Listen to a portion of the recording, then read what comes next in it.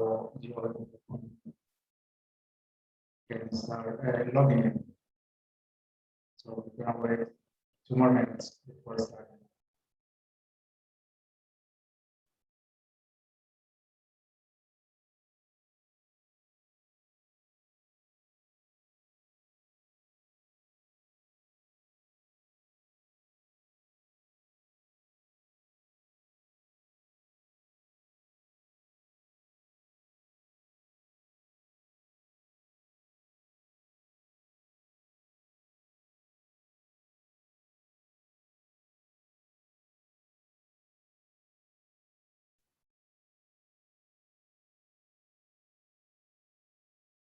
Good morning, everyone. We're gonna wait 1 more minute. So good to see you. If you can write in the chat section where you coming from, seeing us from. Okay.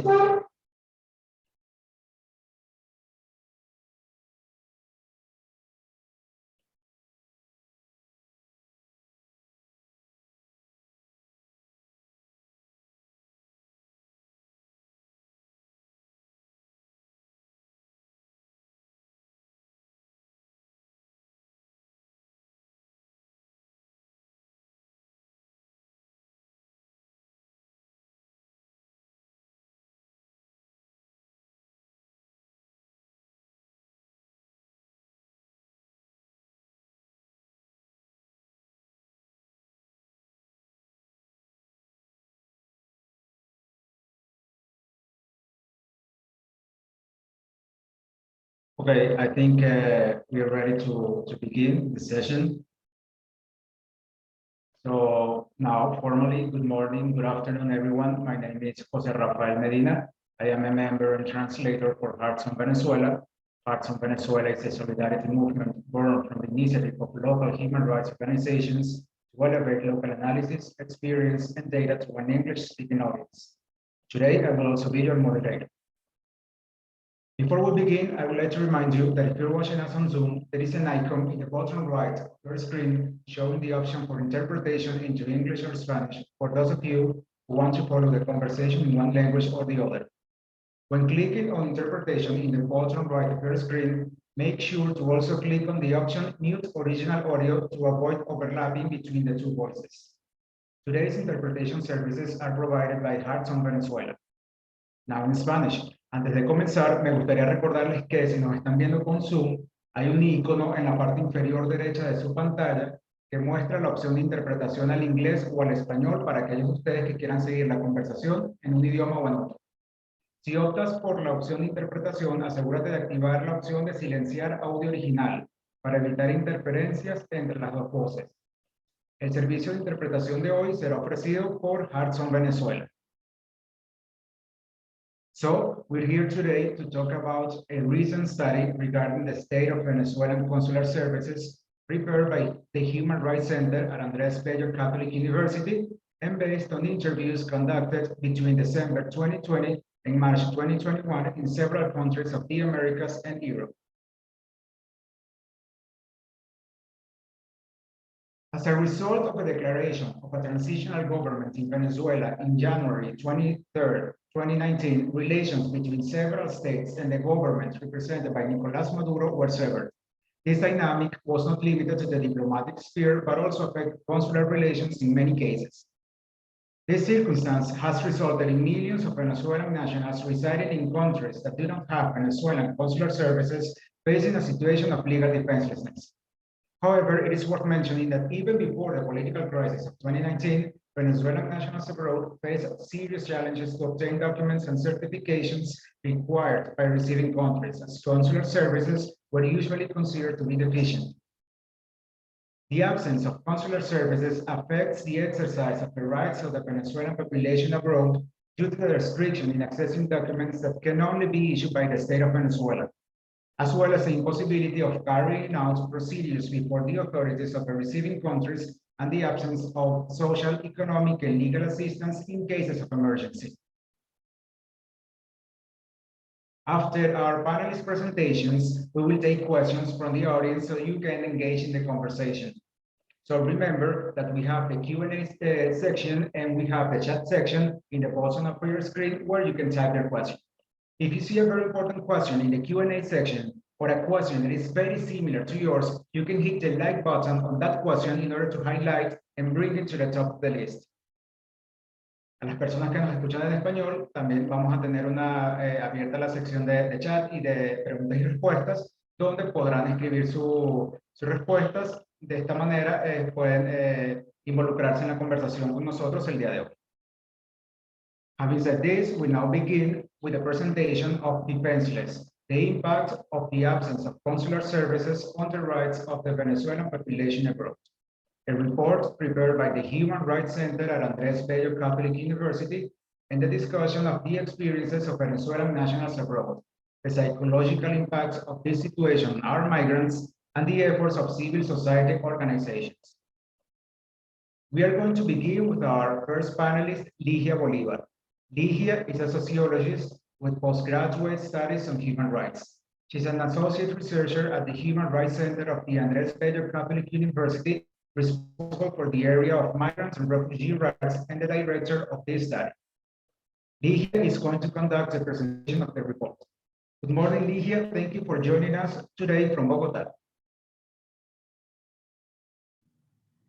Hi, good morning to everyone, and thank you, Mr. Rafael. Thanks to the co-organizers of this activity, and especially to all of you who accepted our invitation. Both the report and these activities are focused on the situation of Venezuelans in countries where there is no consular representation. However, I would like to begin by explaining what is happening inside Venezuela with the documents in order to understand the complexity of this situation. The difficulty in obtaining a passport is probably the most visible one, but it's only a factor in a long chain that begins with the impossibility of processing a live birth certificate, which is a document that is produced on a special paper that began to be scarce in Venezuela since 2018. And according to estimates by a local NGO called SECODAC, during that year, more than 270,000 children were left without this certificate. And the lack of this certificate prevents the civil registration of newborns also. Also in ID card services as well as passport services have been suspended due to the lack of material, giving rise to an increase in informal intermediates and a wide network of corruption to obtain all kinds of identification documents. On the other hand, the apostille of other documents is also subject to the will of corrupt officials, which makes it almost impossible for a citizen with limited resources or who resist to pay the high bribes required to carry out this procedure. As a consequence, people from Venezuela not only don't have identification documents, but they leave the country also without the certification of authenticity, of professional titles, school qualifications, etc. While it is true that measures have recently been taken to expedite the processing of passports and apostilles, the barriers are still enormous. The cost of a passport suffered an increase of 3,500% in 2019, which is the equivalent to 17 years of minimum wage to pay for the fees of a new passport and 8.5 years to pay for an extension of the passport, or the validity of the passports. The electronic apostille began to be enabled in also in 2019, but it can only be used to outside the country for driver's licenses and criminal record certificates. So the rest of the apostille procedures must be carried out in person in Venezuela. So that doesn't help for people who are living abroad. Because of this situation, the report concludes that, and I quote, in this context, it is unrealistic for recipient country to require from people in need of international protection coming from Venezuela documents that the Venezuelan state doesn't produce or certify. Once outside the country, the Venezuelan population that moves to other places where there are no consular service face several limitations. And now I'm going to present them. Here I want to make a parenthesis to explain the different scenarios that Venezuelans face. First, there are countries in which the Maduro government maintains consular relations. In some cities, the service work well, and in others with the deficiencies, with some deficiencies, but at least they are authorized to carry out all kind of consular procedures. Um, Second, there are other countries that don't recognize Maduro, but they have no broken consular relations in order to protect their citizens in Venezuela, as is the case of Peru, for example. In these countries, there is a duality because the consular service of Maduro officials and the representation of the transitional government coexist. And sometimes people don't know where to go, and there is no information about it. Um, Third, other countries have broken diplomatic and consular relations with the Maduro's regime, where representatives of the transitional government are recognized but have limited capacity to carry out consular procedures. This is where the biggest problems arise and where the report was most focused. But in addition to this, another scenario is emerging recently. Countries that recognize Guaido as a president and maintain consular relations with the Maduro government, but are not authorizing new visas for Maduro's diplomatic or consular officials. Um, so the consulate remain, but with very reduced capacity to operate and at risk of being left without officials accredited in the short or mid-term. And that is happening in places like Canada and France, for example. So what happens where there are no consular services or these are limited? We have different problems impacting rights of Venezuelans abroad. One of the main problems is related to the impossibility of obtaining a new passport or extending an existing one. Not having a passport not only affects the movement, the free movement, but a passport can also be an identity document for a foreigner to carry out certain procedures, such as opening a bank account, having access to financial products, or obtaining visa to stay in a regular status in a receiving country. Um, we learned of various cases of people who have their right to family reunification affected due to the impossibility of obtaining a new passport or an extension. Many people left Venezuela and left their relatives behind, expecting to take them to their new place of residence as soon as they have found the stability and resources to do so. However, during this time, the relatives who remain in Venezuela find themselves trapped and unable to reunite with their relatives abroad due to the difficulties to obtain a passport. And the other is also true. I mean, people abroad that cannot return to Venezuela because they can enter the country with a non-valid passport, but they cannot leave the country with a non-valid passport. So there are families that cannot see their relatives inside or outside the country because of this. Um, and of course, not having a passport also constitutes a barrier for accessing the right to health beyond emergency care, including sexual and reproductive health, for example. There have been cases of people that cannot, women that cannot uh, a procedure to interruption of a pregnancy because of lack of identity documents.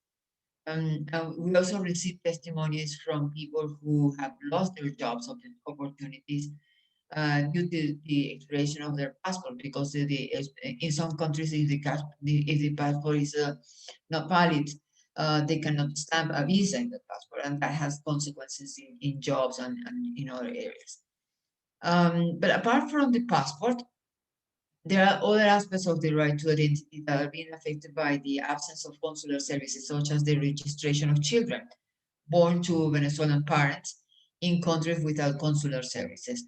Also, granting of powers to authorities can only be done through a consulate. And this possibility is not available to Venezuelans who need to authorize another person to represent them in Venezuela. And this affects their ability to buy or to sell real estate and other assets, and how to conduct other affairs before the administration or in the private sector. The same happened with the certificate of life, known in Spanish as fe de vida, which is a document required by public and private institutions for the payment of pensions. And in some countries that is impossible to obtain, because you need to obtain that through the consular services. Also, the certification of academic diplomas can only be done by a consulate, and the impossibility of carrying out this procedure may affect the right to work and an adequate standard of living for people, considering that qualified individuals may not be able to get a job.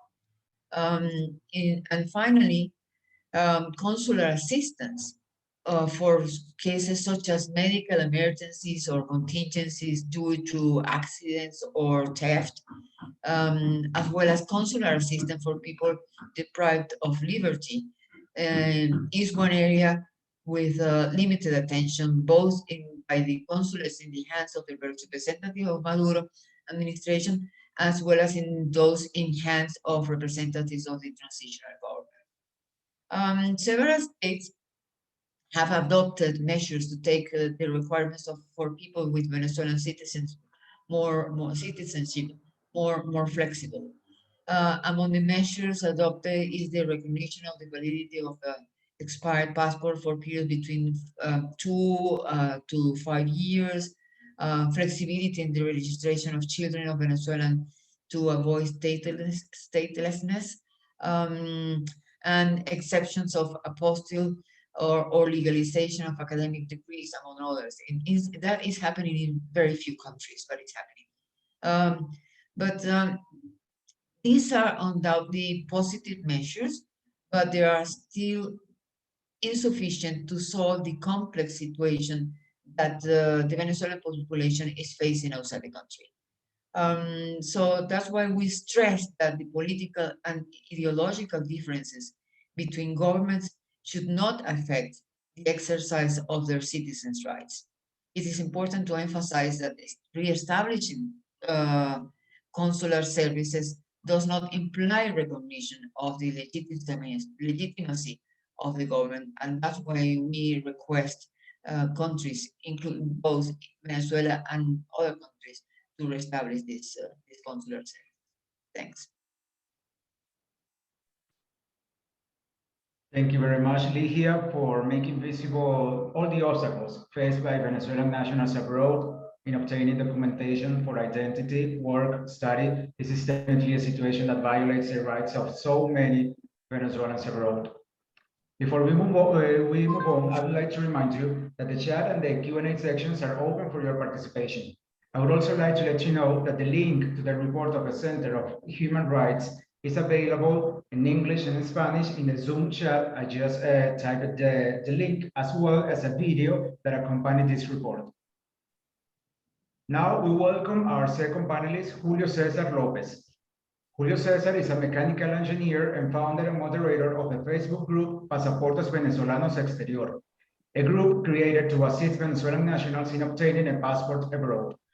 The group was created in June 2017 and now has over 28,000 members. Good afternoon to you in Ireland. Julio Cesar, the floor is now yours. Thank you, Jose. Well, as Jose commented, I am part of the group Pasaportes Venezolanos Exterior.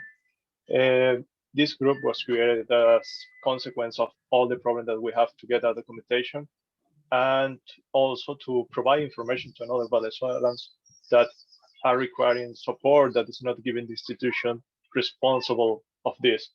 And with this, we are also looking to reduce the corruption and the intervention of third parties that are taking advantage of this. I'm going to present, as Ligia commented before, there is many issues related to the not presence of a consulate or a valid consulate on a country for us, for the Venezuelan, for different services that we sometimes require from them.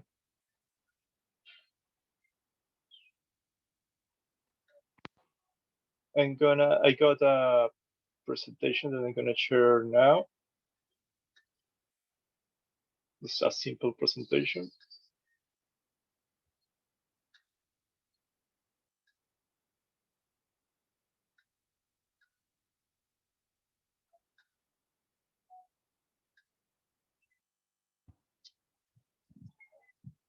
Well, before then, everything, I would like to thanks everybody that is present now, and also the institution that has been like the consulate, the people on consulate, and also institutions, nationals and from countries where we're living now that has been flexible with us and are trying to help us on this problem. Uh, about general experiences, well, Liha has commented already about them. There is many different of experience that are affecting us. Due to we don't have a consulate presence on all the countries, and also that is reasonable that is not in that way because it's impossible. That should be many countries, but we could get the help from the consulates assigned for those countries. In relation to the documents, that is the main reason, or well, the main problem that we could get as consequence of this. We have the passport, that is our identification document to use on other countries. We have issues that are in different way presented for adults and underage. For adults, we have the extensions and renewals. We know that this is a problem as consequence. It's not a problem main problem for consulate is a problem that we have from Venezuela, from the institution that is in charge to create the documents. For the adult passport, we have the issue that we have is that we need at least to be once sometimes on the consulate. For example, for the extension, we can request the document will arrive to the consulate. Some consulate accept to send the document to your country of residence or to your current address. Other countries doesn't allow it. Other consulate doesn't allow it, and you have to go presential to take the document.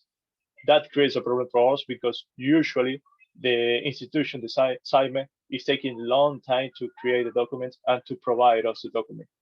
More on this time that we have the pandemic, where the institution has not been working properly, and due to hygienic reasons or due to a lack of resources.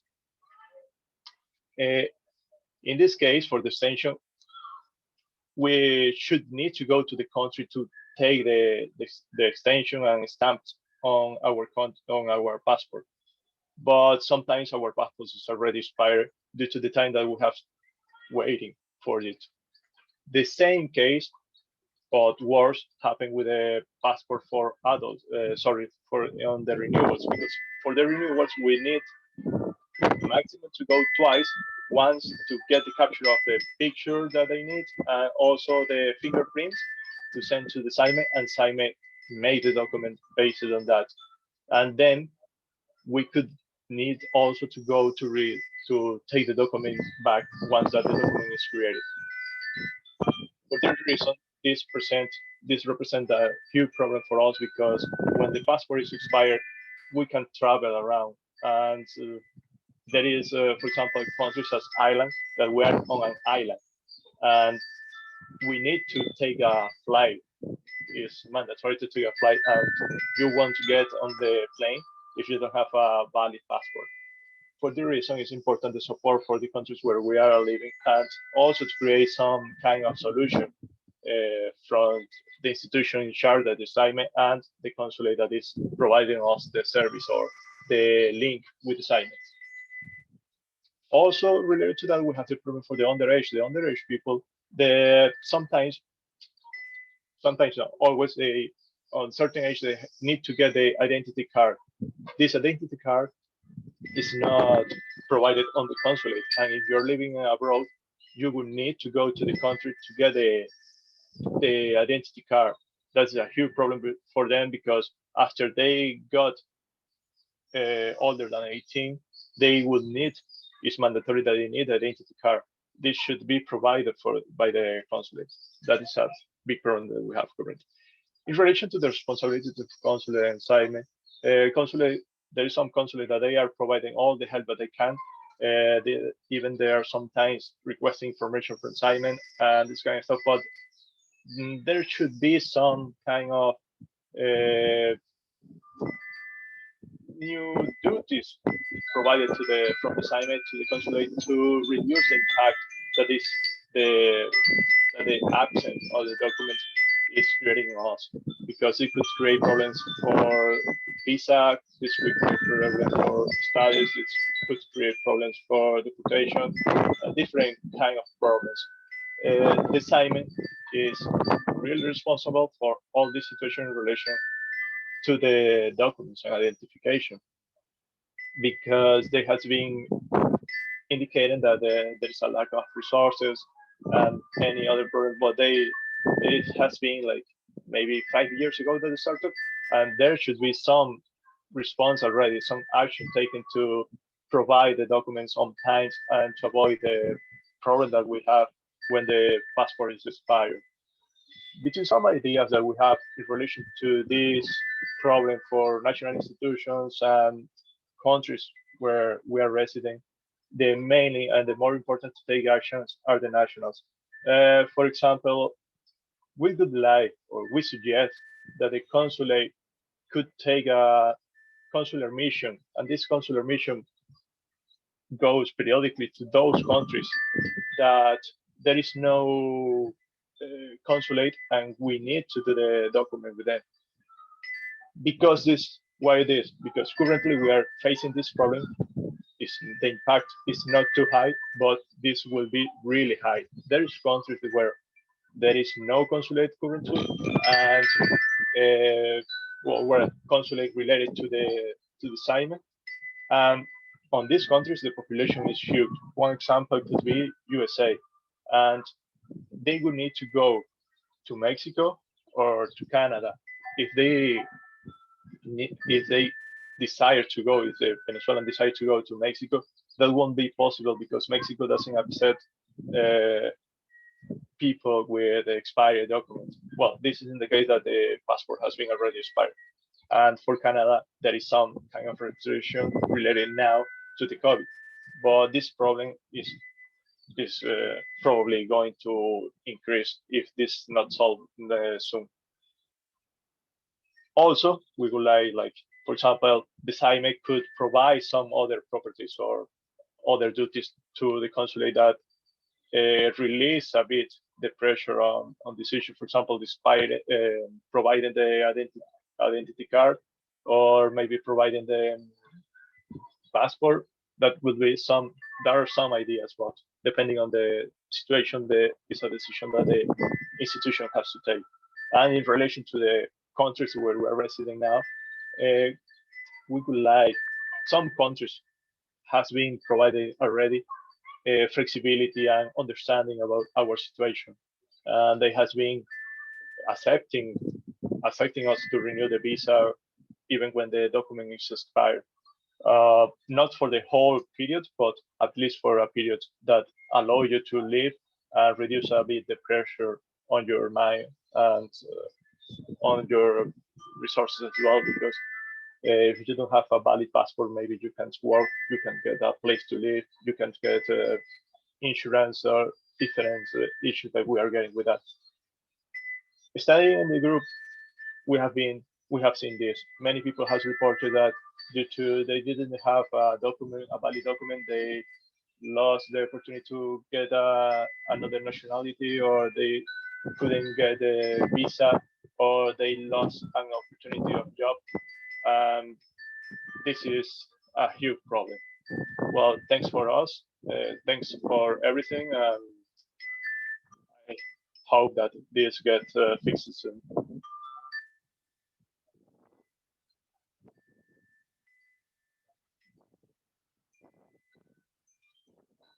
Okay, thank you very much, Julio Cesar, for your presentation. Definitely, Facebook groups are a good tool for Venezuelans abroad, and also for us to have an insight into all the problems and the obstacles they face in getting documentation, in this case, passports when abroad. Before we continue, I would like to invite you to engage in the conversation today through your questions that you can type in the chat section or in the Q&A section that are now open for your participation. Now, let's move on to our next panelist. Let me introduce you to Maria Gabriela Sarmiento. Maria Gabriela is a Venezuelan lawyer who graduated from Universidad Central de Venezuela, also has a specialization in international business law from the Bourgogne University in France. Maria Gabriela is currently a doctoral student in financial regulations, international economic crimes, and restitution of sovereign assets at Universidad de Zaragoza in Spain. She's a co-founder of the nonprofit organization Save My Identity, where she is currently the president and coordinator of the Department of Legal Affairs. Good afternoon to you in Switzerland, Maria Gabriela. Thank you for joining us today. Thank you very much for the introduction, Jose Rafael. I will start the presentation, and I would like that you confirm that you're having a look to it. Yeah? Yes, I can see it right now. Okay, thanks a lot. Well, thank you very much for the introduction. First of all, I would like to thank Professor Ligia Bolivar for her recent published work on the impact that the absence of consular services is having on Venezuelans abroad who are deprived of accessing fundamental human rights due to the lack of a valid identification. I also wish to thank Ms. Bolivar for inviting Save My Identity to co-organize today's event together with Hearts on Venezuela and Pasaportes Venezolanos Exterior and the Center of Human Rights of the UCAB. I will talk about Save My Identity petition because you have already heard what are the problems we are facing since a long time. I don't remember now if we said that this started in 2014 or in 2007 or in 2018, but since last year, a group in Pasaportes Venezolanos Exterior decided to publish a petition on change.org that was addressed to Venezuelan authorities, but also to the international community, not only to our receiving countries, but also to international organizations and regional organizations. So I will tell you what is the content of the petition and what has been taken care of, what it has been taken care of partially, and what is still pending. So since between July 2020 and today, June the 3rd, we have 43,580 supporters, but little has been done to improve the situation. So the petition contains 19 requests addressed to Venezuelan authorities, which are the National Assembly or our parliament, the SAEME, which is the Venezuelan authority who is in charge of the expedition of our passports, but it is also in charge in general of our identity, of our documents in general. It's also addressed to the Foreign Relations Ministry, the Foreign Ministry of Internal Affairs, the Ministry of Internal Affairs, and to the IOM, the UNHCR, the European Parliament, the OAS, and the Commission of Inter-American Human Rights. First of all, in these 10 months, as I told you, we have these 53,000 supporters, but we have also raised a bit of a statistics to present, to submit physically this petition to the different organizations. And now that we have reached this first partial goal, we will present this not only online or on a digital version, but we will submit it. Hello, to, Maria Gabriela. 1 second. Yeah. We have a message on the chat that your presentation is displaying only the first slide. I don't know if you've changed, but it's only the first slide. What do you see right now? Do you see the always the first one? Only the first slide, yes.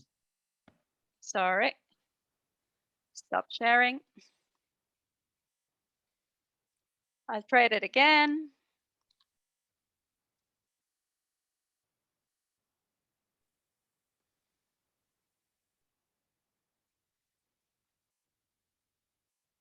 Okay, share.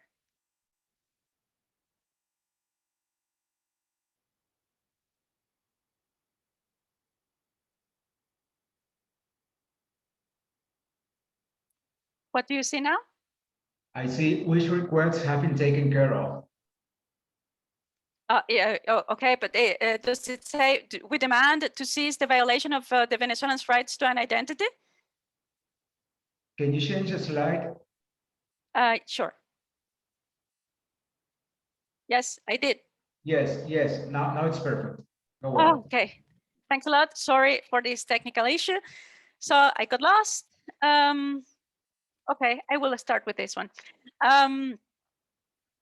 We mainly requested to cease the violation of the Venezuelans' human rights and to an identity, of course, and freedom of movement. But that was just the main title.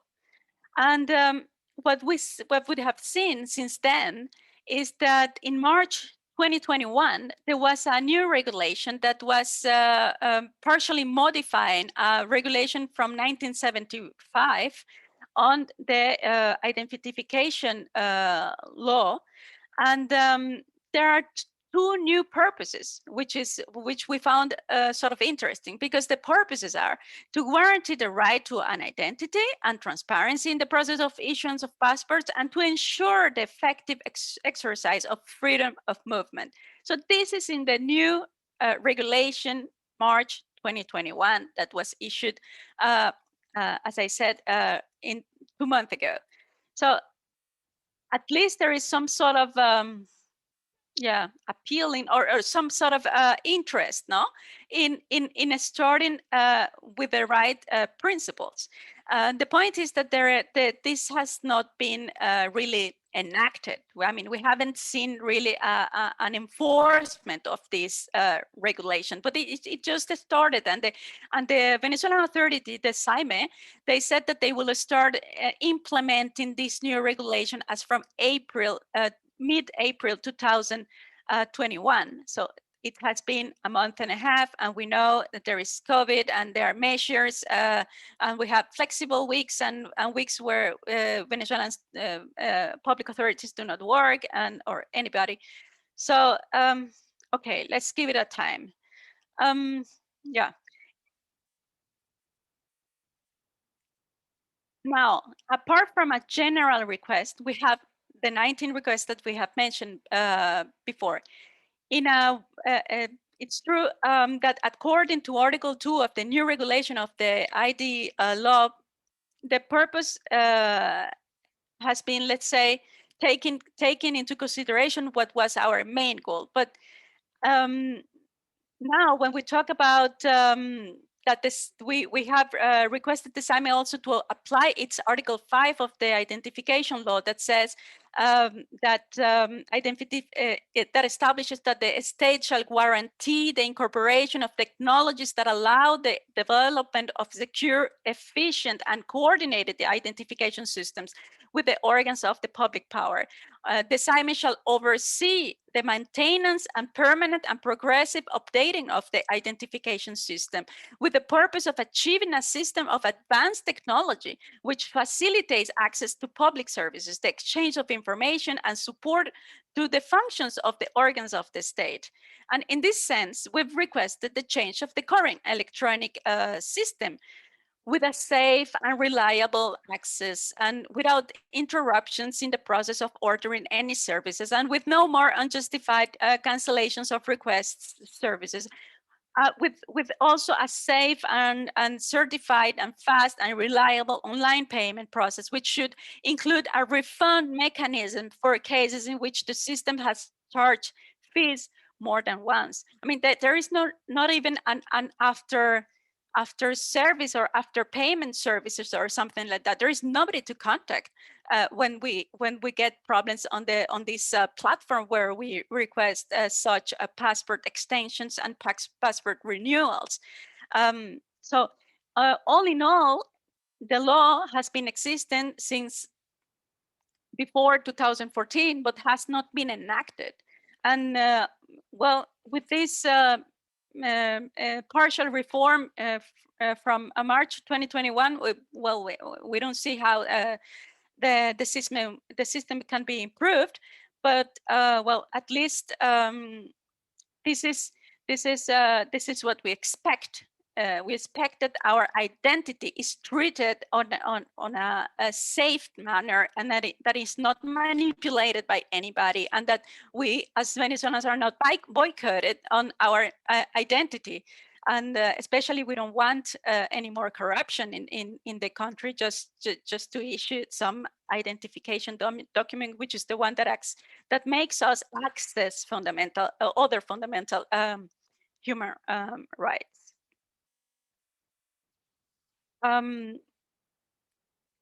We also requested the SAIME to enable this online platform or system to update the process status in real time, because that was one of the problems. Once you make your request, then you can spend a year just waiting that the status changes from one status to the other. It makes no sense. And after 1 year, you can get the whole process lost because for some strange platform reason. We asked the SAIME to streamline the process of obtaining passports and extensions thereof, and restore consulates the power to issue national travel or temporary identification documents and to extend the validity of the expired passport. I know perfectly that it has been said that there are no consulates and that they cannot provide any service and so forth. But at least in those countries where still there is a Venezuelan consulate, the consulate should be granted. I mean, in the law, if you read the text of the identification law, it says that the consulates are like support the activity or the SAIME in general. I mean, they help providing these passports, issuing these passports and IDs. So why not just to do it? At least in those consulates that still exist. We have also requested the issuance of passport extension, which are valid for more than 2 years, and the renewal of passport for a period which is superior of 5 years. I mean, at least 10 years, like in most of the countries, unlike our national ID, which is issued for 10 years. And yes, finally, there is something that has been taken care of legally in the regulation of March 2021. It has been taken care of, and now yes, the passports of adults can be issued for 10 years, and but still, and for logical reasons, the passports of minors from 0 to 3 years old, well, they are issued for 3 years with no possible extension. Then you need to issue a new passport because it's an issue of taking a new picture, no, of these toddlers. And the passport of minors between the age of 4 and 17 is issued for well, a period of 5 years. Okay, but something has been taken care of. And but still, we were really preoccupied when we read that one requires a valid national ID to renew the passport or to request an extension. I mean, we don't have any more national IDs which are valid. I mean, we might be 6.5 million Venezuelans abroad, and since already quite a long time, and we cannot even process a request from abroad to get these IDs. The consulates we have contacted, they said, well, that existed already in the previous regulation, but it has never been asked for. So, okay, we can say on the good faith of the civil servant, we will rely to request a new passport without the a valid national identification. On another topic, we've requested the Venezuelan authorities to seek rapid solutions to solve the problems related to the passports of Venezuelans abroad, considering among the possible solutions that Venezuelan consulates should be given necessary hardware and software and material for the issuance of this national ID, new passports and extensions, especially the national ID for kids who are reaching the 9th year old. That year is basic in law in Venezuela, because as from the age of 9, kids are legally requested to have this ID to renew a passport or to request for a passport, and abroad we cannot ask for that. So these are problems that have to be solved, but there is, at least we haven't seen any improvement on that either. On other topics, we have requested the opening of an investigation, and last year in July 2020, we were invited to a session at the parliament, at the Venezuelan parliament, to talk about our proposal on a new identification system based on blockchain technology, but also to request the opening of an audit and also an investigation on all the companies that have been providing or that have been managing that online payment in the SAIME platform. Why? Well, because thousands of Venezuelans have paid more than once the service that has never been received anyways, and there is no refund, there is no possibility whatsoever to claim the problem and to say, hey, well, I should be reimbursed. And so we asked to ourselves, who keeps the money? Is it SAIME? Is it our Venezuelan authority? Or is it these private companies which are all over Latin America and the US, even violating economic sanctions, who are dealing with this online payment in the platform of SAIME? So that has not been taken care of, but at least we were heard at the Venezuelan parliament on this topic. So the last part are requests that were made not to Venezuelan authorities, but to the international community. And the international community and understood as the international organizations, regional organizations, depending on where we live, and the migration authorities of our residing countries. And we were requesting, okay, we need, we need some sort of support. International protection.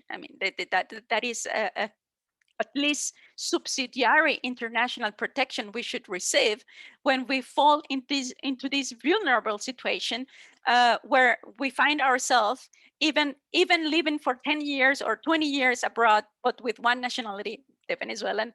We fall into this problem of not having not even an identity to identify ourselves or to request services as the ones that have been mentioned by the previous speakers.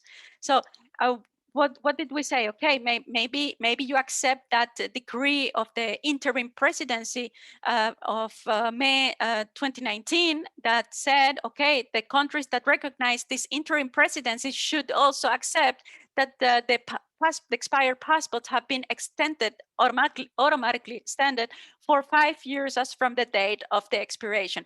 But of course, I mean, if you don't even have a legal gazette, official bulletin where you can find that decree of the interim presidency, and that you can, I don't know, ask for apostille, or to have something in hand which looks official, to go to the migration authorities and say, hey, look, I have this from my interim president. I mean, it's a joke.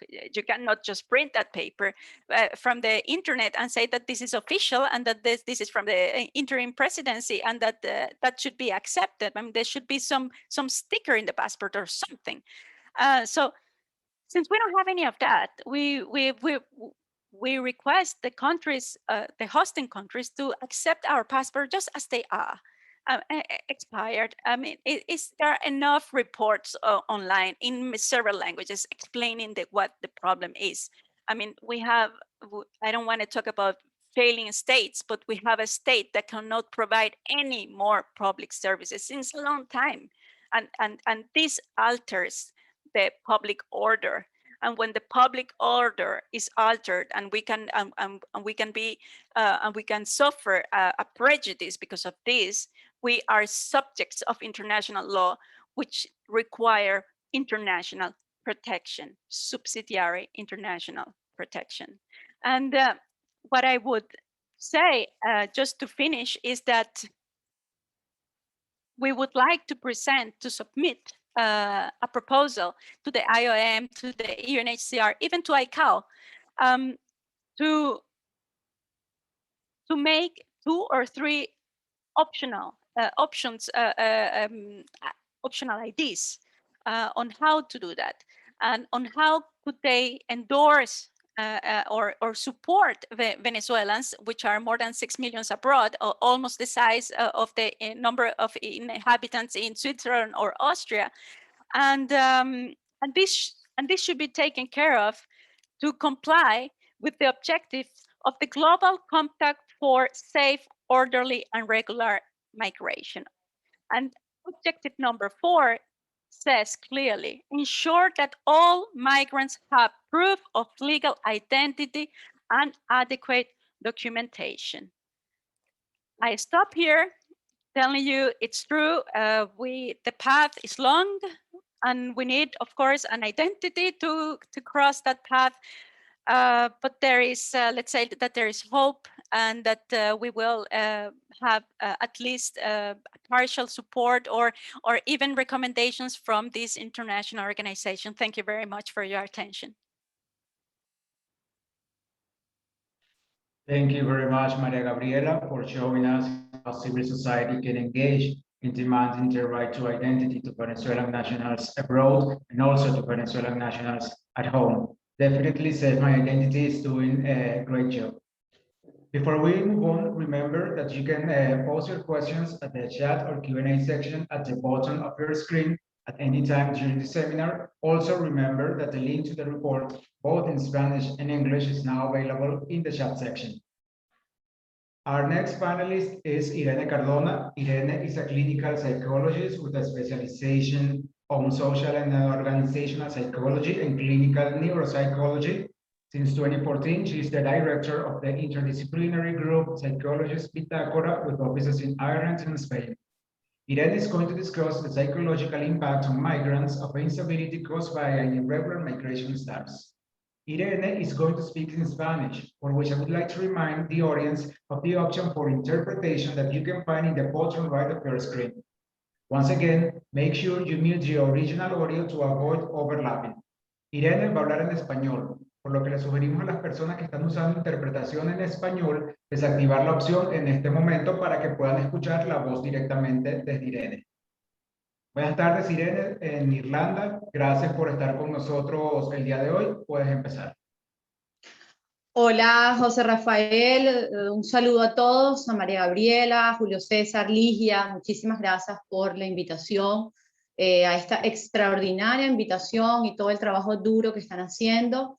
Realmente el compromiso que tienen en esta labor, creo que a cada uno de nosotros no solo nos ilumina y además nos pone a pensar en la realidad que estamos viviendo tantos venezolanos en el exterior, en este caso, y bueno, a lo que vamos a reflexionar hoy con relación a la ausencia de servicios consulares y las consecuencias que esto tiene, que sabemos que además de las consecuencias sociales, también podemos reflexionar sobre lo psicológico que a todos o a cada uno de nosotros desde la subjetividad nos atañe. Hemos preparado en representación de nuestro grupo Psicólogos Bitácora una muy breve reflexión para, bueno, en estos minutos que tengo para poder ofrecer nuestro aporte, voy a hacer una pequeña lectura para la reflexión que va en función a lo que hemos ido recogiendo, hemos ido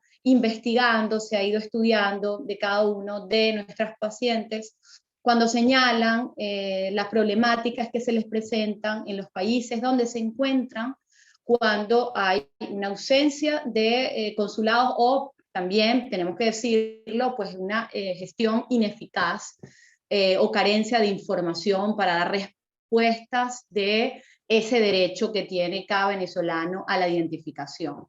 Entonces, algunas de las consideraciones voy a leer sobre el malestar psíquico a causa de la ausencia de servicios consulares de los venezolanos en el exterior.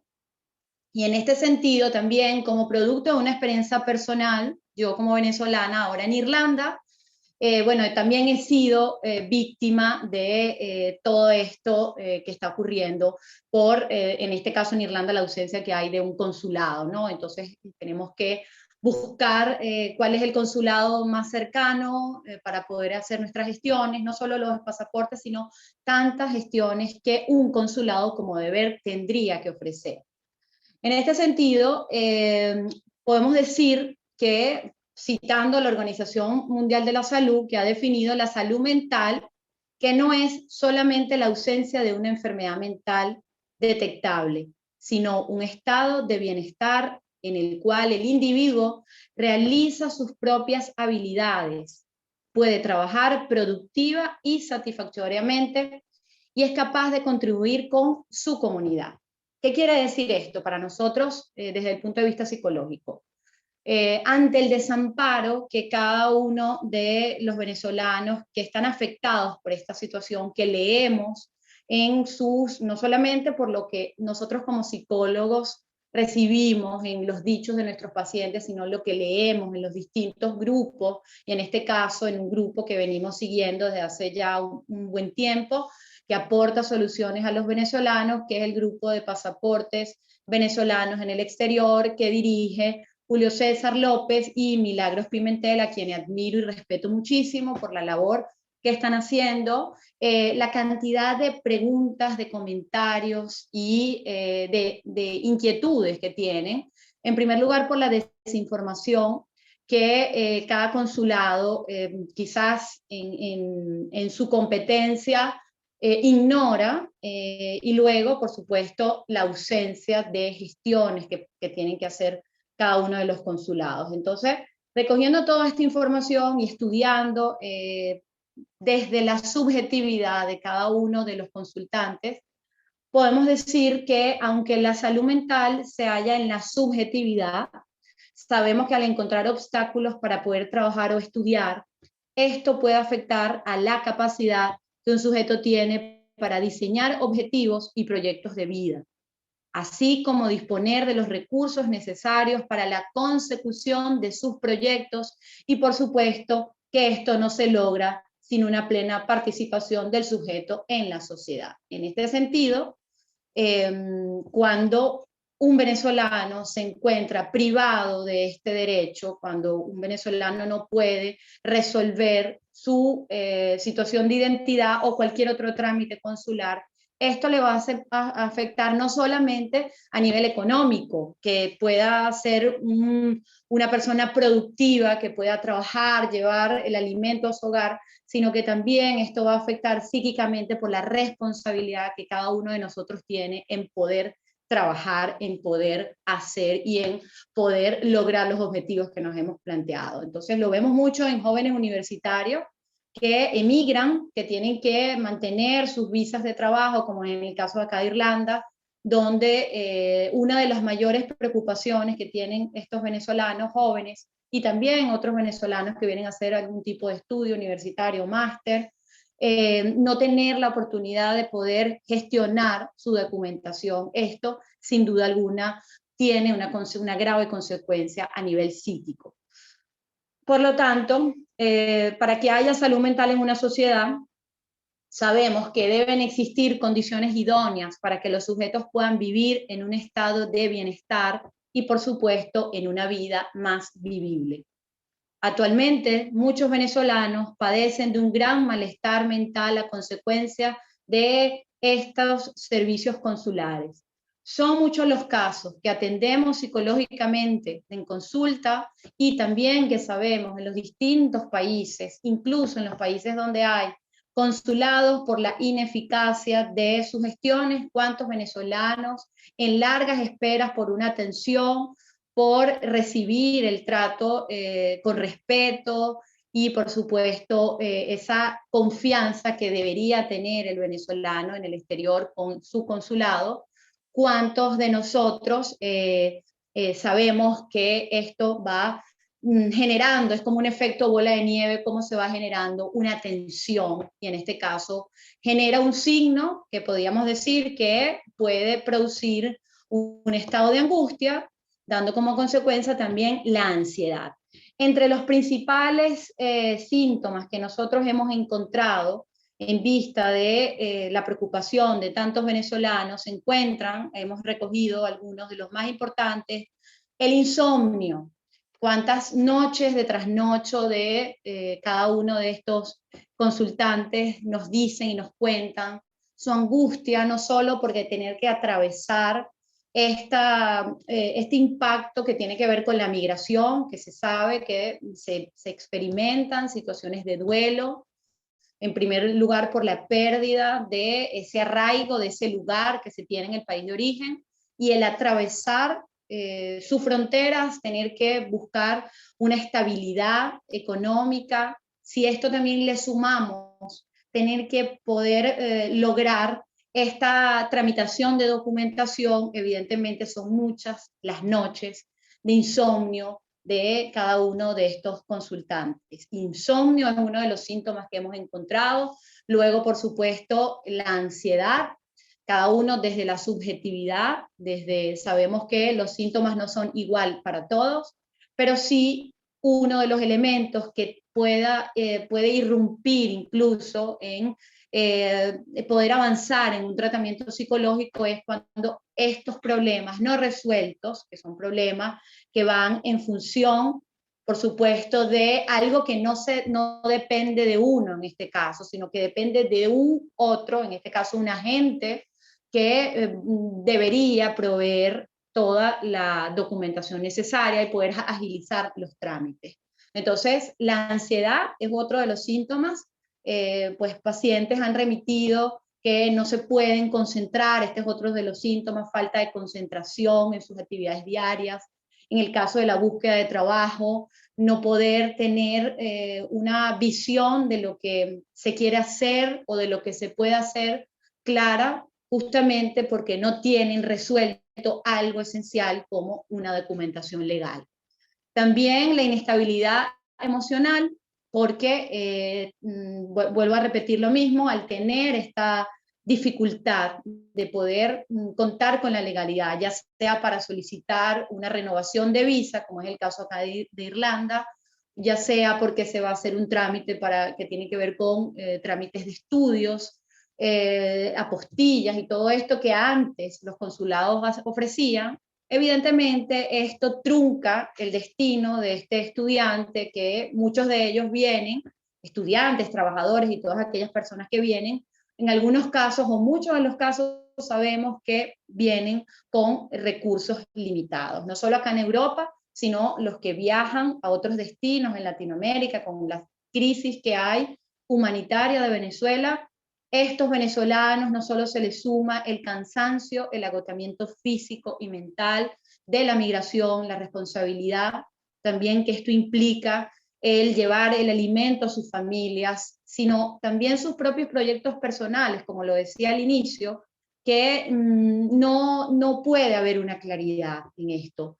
Esto implica una inestabilidad emocional, no hay confianza no solo en el sistema, sino que también implica que no se pueda hacer planes a futuro. Es decir, no se pueden crear proyectos cuando no se tiene claro incluso la propia identificación para hacer una inscripción en una universidad o para abrir una cuenta de banco. Todas estas cosas tienen sus consecuencias para el venezolano en el exterior, y la tristeza recurrente.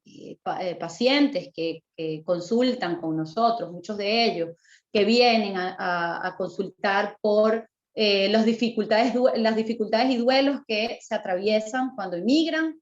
Luego viene la tristeza, que evidentemente, como decimos, el caso por caso, cada caso es distinto, pero se le suma ese elemento donde muchos de los consultantes, nuestros pacientes, tienen eso que algunos pueden decir con estas palabras, una piedra en el zapato. Es decir, que tienen algo que no los deja avanzar.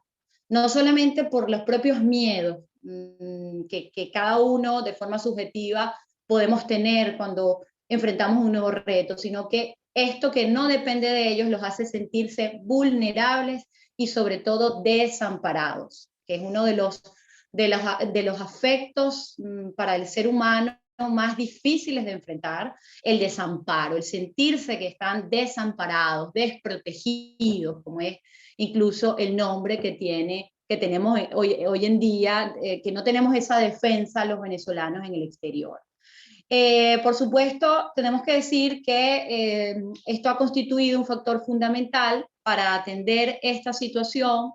Nuestro grupo de psicólogos Bitácora ha ofrecido incluso actividades voluntarias de atención psicológica para aquellos migrantes en diferentes países que están muy angustiados por la situación de sus pasaportes, por la imposibilidad, incluso en el caso de Irlanda, cuando tienen que viajar a Reino Unido, por ejemplo, a tramitar sus pasaportes, y el bloqueo que hay con el consulado venezolano en Londres, en Reino Unido, donde ni siquiera pueden ofrecer un servicio de courier por la situación que tienen de bloqueo con el Reino Unido. Esto también implica no solo una inversión para estos venezolanos de dinero que tienen que tomar en cuenta, sino la dificultad y la angustia que es tener que encontrar una persona en Reino Unido para que les pueda enviar su pasaporte, tener que confiar. Entonces,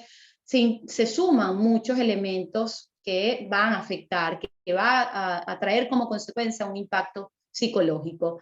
Y diferentes organizaciones, en este caso, que han colaborado, que van haciendo eco, como es en este caso, estamos trabajando sobre esto, sobre los derechos, la violación de derechos de los venezolanos, van a contribuir a que se vayan abriendo luces con relación a este sentido y buscar soluciones. Pero esas soluciones, que no dependen solo de nosotros, evidentemente, dependen de instancias internacionales que puedan venir a ayudar a esto. Entonces, nosotros, ¿cuál es nuestra labor desde el punto de vista psicológico? En primer lugar, atender a la necesidad de cada uno de estos venezolanos que sufren, y realmente se sufre mucho.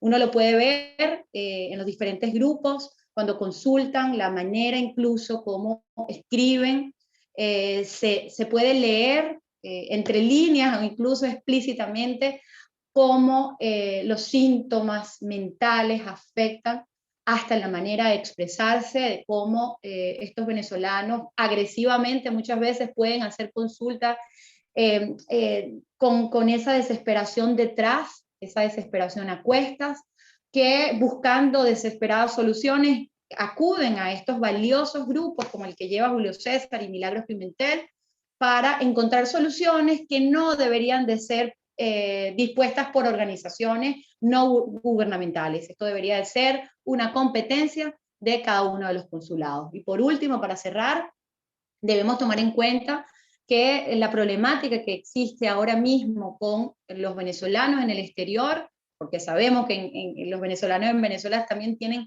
otros padecimientos graves, pero esto es un problema de salud pública, esto es un problema de salud mental.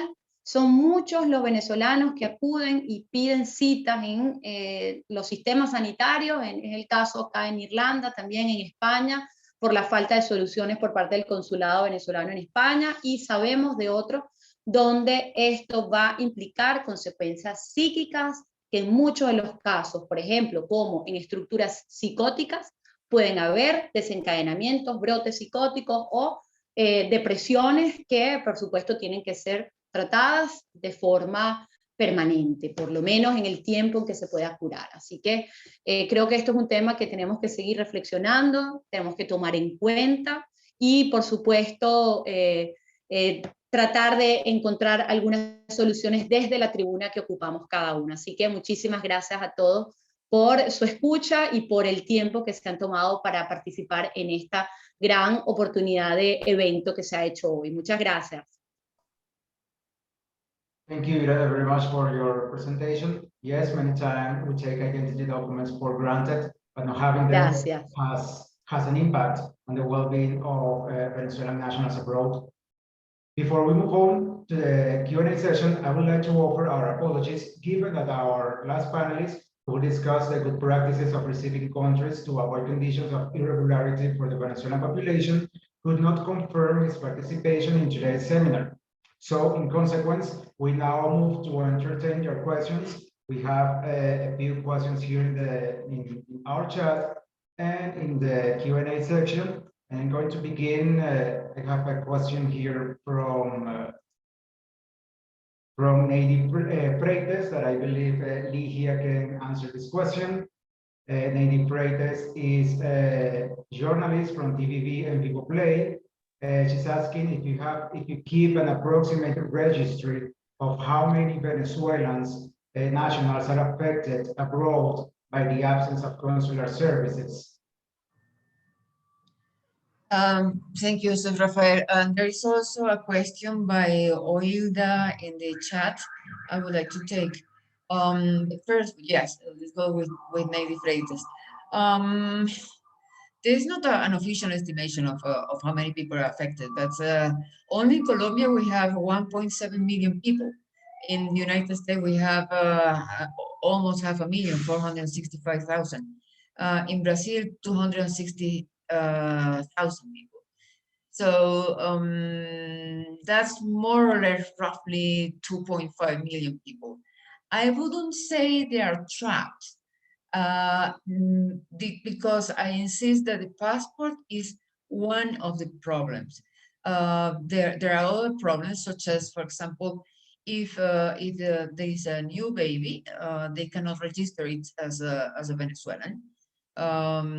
If somebody dies, there is no way to register that disease in the country or where that person was living. And even worse, if someone, for example, dies in Venezuela and have properties, but one of the sons or daughters is living outside the country in a place where there is no consular service, that person cannot even send a power to a relative or to a lawyer in Venezuela to process this the inheritance or whatever it's called, herencia. The passport, again, is one of the issues, but it's not the only one. There are so many different problems for people that have no access to consular services. And as I say, is more than 2.5 million. And going to the other point that about representation in the Netherlands or in Brussels, not all the countries have diplomatic representation or consular services in all countries of the world. So it is perfectly valid that a consulate provides services to its citizens in different countries. So in theory, there should be no problem with Venezuelan citizens in the Netherlands being served by a consulate located in Belgium. Besides, I mean, it's easier to take a train from the Netherlands to Belgium than from Caracas to Bogota, for example. What is unacceptable is that there is a closure of consular relations and no alternatives are presented for the procedures of citizens of that country. And that is happening with Venezuelan population living in Colombia, in Paraguay, in the US, in Brazil, for example. Normally, if a country suspends consular services in one country, it delegates that responsibility to the services of another country. But that is not happening in the case of Venezuela. When Chavez, for example, broken relations with Israel back in 2009, he reached an agreement with Spain to serve Venezuelans living in Israel. And Israel also reached an agreement with another country to serve its citizens in Venezuela. That is normal, but that is not happening in Venezuelan citizens. So what we want to stress is the defenseless, as the title of the report says, situation of Venezuelans abroad. And I leave it there. Yeah, I leave it there. Okay, thank you very much, Ligia. We also have other comments that probably Julio Cesar can refer to. For example, we have Katiuska from Paraguay that she tells about all the problems derived from the recognition of the Maduro government amid the political crisis of 2019. And she says something that's very striking, that she feels she's becoming like a hostage, a prisoner of the receiving country, because she doesn't have the opportunity to get her documents. And the same we have in a similar comment from Rene Abreu in Canada. He's requested a passport, but he feels very uncertain about the response from the authorities on when he's going to be able to have her passport. This is some of the stories, of Venezuelan people abroad that feel very helpless, in the middle of this problem. Maybe some of you can make a comment on that. Maybe Julio Cesar. Yeah, that's a big problem that currently all of us that are living, well, it's not even only those that we are living on a country without a consulate, because this is happening even on those countries that there is a consulate, but we are not getting the documents. Like, the main problem is not the consulate, it's the root of this problem in relation of documentation is SAIME. The SAIME should create, like, if they, as their goal should be create policies that allows maybe the consulate or their system to respond faster to us. Because, for example, if you lose you are on holidays, and I know you are on a country that there is no consulate, and you are going there, maybe you lost your wallet, or I don't know, you were stolen, they stole your wallet and your passport and everything. How could you do to go back to the country where you are currently living if you don't have a passport, if you don't have an identity, something that to validate your identity? This is a big problem for any country, and more in those that we don't have any consulate, because the other thing is that happens is that once that the document arrives to the consulate that is in another country, and if, for example, your passport has been expired, you can't do anything. And for the reason, one of the premises that we are asking for, or the help that we are asking for, is like to delegate some activity to the consulate to provide a better service in relation to documentation. And due to this problem, because this is not going to be fixed soon, we know, and more new in how the institution works in Venezuela, we would like to ask to the countries where we are resident now to check the possibility to, I know, maybe adopt a temporary travel permit. I know that in Ireland there is, and even in some other countries you could request for a travel passport, but this is not in all the countries. and this is important, like to try to get the help from the country where we are living, and also the most important is trying to get the help and the solution from our country, because the problem is on our country, it's not the country where we are living. Thanks. Is that I could provide for this.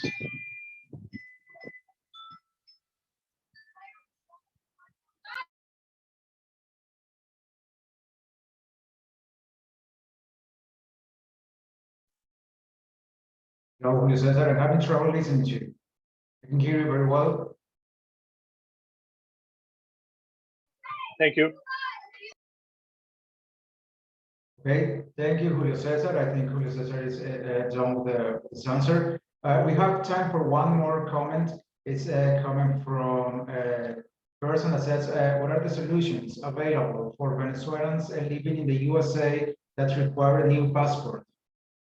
Maybe Maria Gabriela can help us with that. I don't know if Safe My Identity has awards in the USA with Venezuelans in the USA.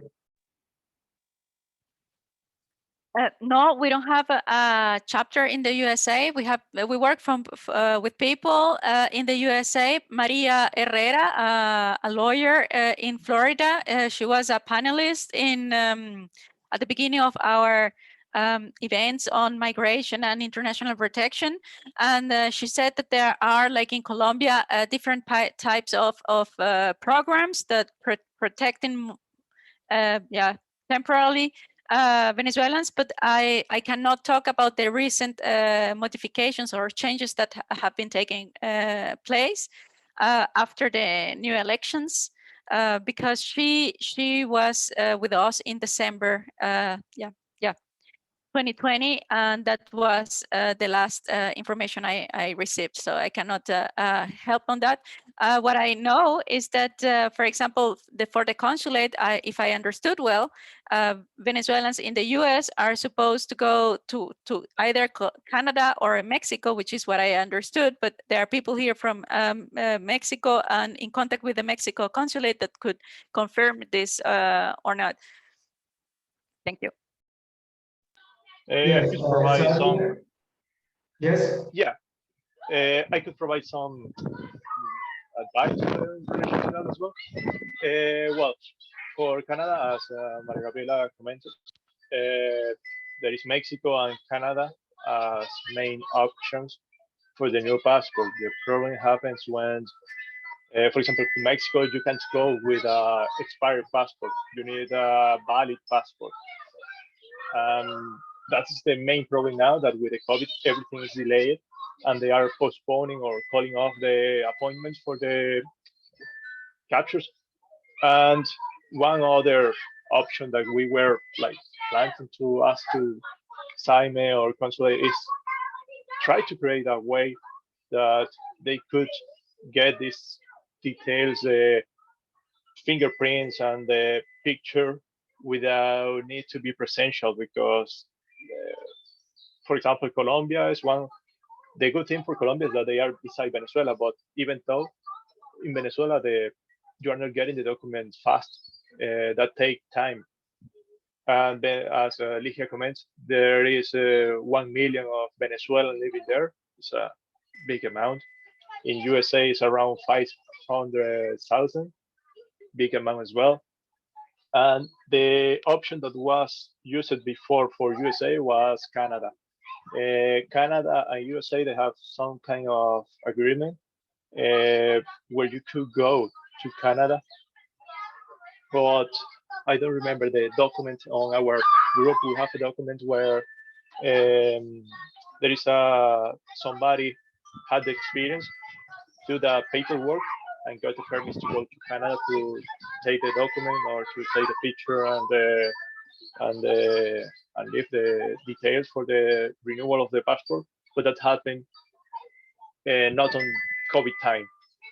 Now with the COVID, everything is different, and nowadays Canada is closed. They have the frontier closed, and that could be a big problem nowadays. Like, I know that there was a way to go there, but for example, if you don't have if you ask for asylum on USA, I think that probably you can do it. Okay, thank you very much, Julio Cesar, for your answer. Yes, sadly, many times it is not an easy question or an easy answer for the needs of Venezuelans, in this case in the USA, to get their passports. This is why it is so important to raise awareness, this kind of reports, with this kind of events, so that the authorities, both in the receiving countries and also the international community, can take measures in order to alleviate the repeated suffering of Venezuelan nationals abroad.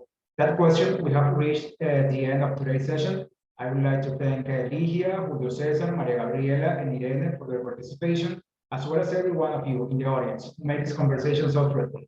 I would like to remind you that you can access the full report and the video on the impacts of the absence of consular services on the rights of the Venezuelan population abroad on the website of the Human Rights Center at cdh.ucab.edu.be or directly from the link that we have shared with you in the chat section.